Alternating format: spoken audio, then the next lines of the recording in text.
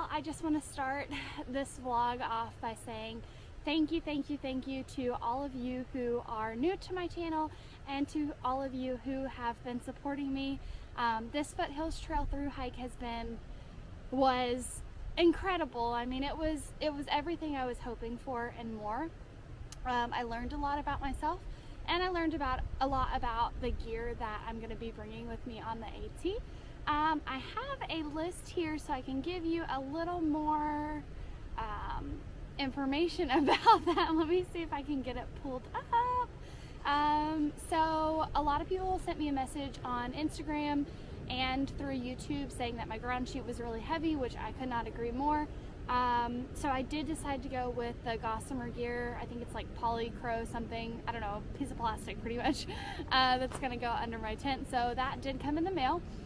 So doing that, I'm gonna pick up a ShamWow for the condensation, both on the inside of my tent and just to use like through camp. I was using like a pack towel for REI, and I'll still bring that one with me, but I think it'll be good to have like a designated ShamWow. I had added a pot scraper to my cook set, but I just boiled water and did the freezer bag method. It worked really well for me. I know it's a lot of waste and I really don't like that, but it's weight, and I don't know, that's just kind of what I'm gonna go with. But I will recycle the plastic. I don't know if they'll take it after food's been in it, but oh man. So I have a 20-degree enlightened equipment bag, and as much as I love that bag, February 20th start date is not gonna really keep me warm enough. When it dropped to 25, I just was not, I mean, I was comfortable, but I wasn't comfortable. You know, I didn't get the best sleep ever, and sleep is really important to me. So I did change that out for a REI Magma 15. It says that the comfort rate is 17, so I think that'll be a little bit better. And when it gets a little bit warmer, I might swap back to my enlightened equipment one. So that is coming in the mail. The only thing about that is it is going to add about a pound of weight. Yeah, I don't know how I feel about that, but I think I would rather be warm than worry about carrying the weight. So it's fine, it'll be all good. But I am dropping other things, so that kind of helps. So dropping the pillow. I had the Sea to Summit ultralight pillow, and it was only 2 ounces, but I couldn't get comfortable. It didn't like hit the right curve of my neck, so I'm dropping that. And I just started using my Melanzana sweatshirt as my pillow. So had my puffy on, used the sweatshirt, and it worked perfectly for me. So I'm gonna continue to do that. Water supply, I'm gonna drop the CNOC bag. I don't think I'll ever use the gravity system. It just doesn't make sense for me. But I am going to cut, I have the Sawyer squeeze bag still, so I'll cut one of them in half so I can use it as like a little scoop to get my water in. With that being said, I'm gonna add an extra bottle. That way I can do 2 dirty bottles and 1 clean, so that I can put in some electrolyte packets, which is something that I didn't bring on the Foothills Trail, and I found that I was really dehydrated. So I'm gonna try and find something that's gonna hydrate me a little bit more that I can add to my bag. This one I went back and forth on. I have the Gossamer gear umbrella. I ended up messaging Camper, so thank you Camper for your advice.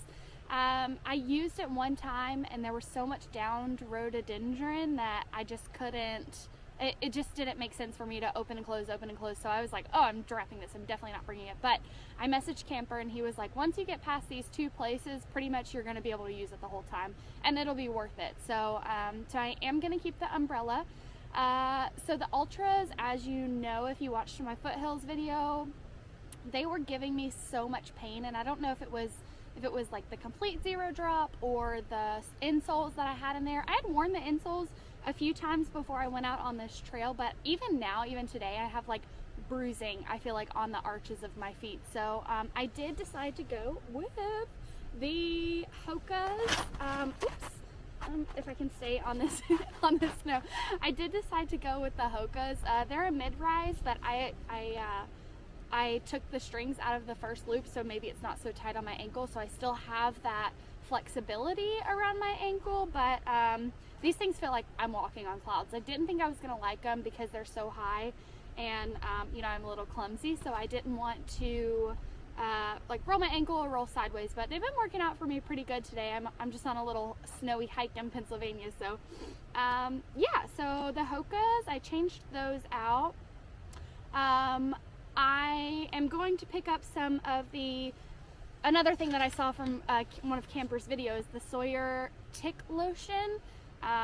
I'm just really paranoid about ticks. There was one on the inside of my tent like the first day I was out there, I think, and you know, then I was convincing myself I had a tick bite when it was just a pinched nerve, and I probably slept on my hand wrong. But I am going to pick some of that up just for a little peace of mind for me.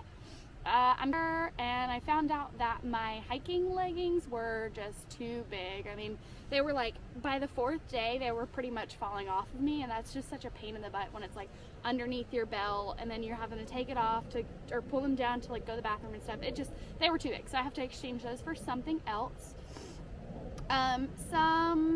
A little more personal things that I learned on the trail.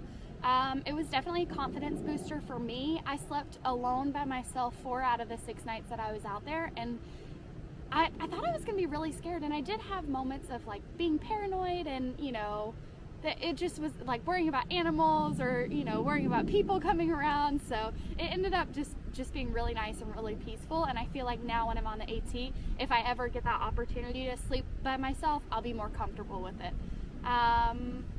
So I decided some reasons why I love being outside. I love being on the trail. I love nature, and for me, it makes me feel like I don't have to fit in. Like, you can just go out into nature and be free to be you, to be weird, to be quiet, to be loud, to dance. Like, I have chills talking about this right now. I just feel so much confidence out in nature. So I don't feel like I have to fit in, and not that I have to fit in everyday life, but I think as humans we want to be accepted, and that's something that I honestly struggle with. Is, you know, as much as I have my friends and I have my family and they're accepting of me and of who I am, I still struggle with acceptance. So I came to the realization of some things when I was out there, you know, situations that maybe I didn't handle the greatest, and it was just a week, and I feel like I already overcame. Like, I was able to message a person that maybe I didn't handle the situation right, and I just feel like I already grew from just a week. I can only imagine what it's going to be whenever I grow, or whenever I go 2,000 miles, you know. Yeah, so that's pretty much kind of where I am. I will let you guys know what my final base weight is closer to my start date, because things just keep changing, and I haven't gotten my sleeping bag or sleeping pad in yet, so I want to be able to get the actual weights for that for you guys. Yeah, a lot of people have asked how, you know, ways that they can support me, and really just good thoughts and prayers. I am not somebody who accepts help easily, so I think financially I don't like really feel comfortable asking for help, but I have also been thinking about, and let me know if you guys think this is a good idea, I have a Venmo account, and I've been thinking about adding that to my YouTube videos, and if you guys want to donate toward my hike, you are more than welcome. That way, God forbid, you know, anything happens with finances, you can, but I will try very hard not to have to use that money. I'm a pretty frugal person, or I try to be, and then after my hike, anything that I have left over, I will donate to a charity.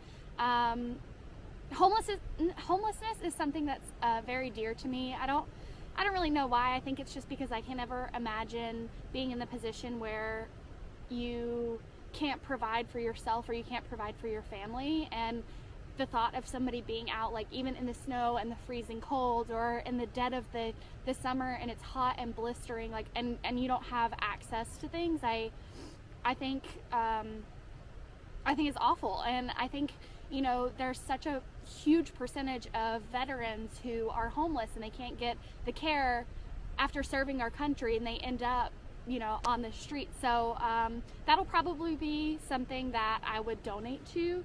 So yeah, let me know if that's something that you guys think is a good idea. I'm just totally blown away by the amount of people who have followed my journey. So I am still road tripping. I think I have like 20 days until I get on the AT, so that's gonna be phenomenal. I'm excited. I'm just ready. You know, I think everybody's ready, and the waiting game is just killing all of us that are ready to get started. So yeah, anyways, thank you so much for watching. I know I just babbled for like 30 minutes.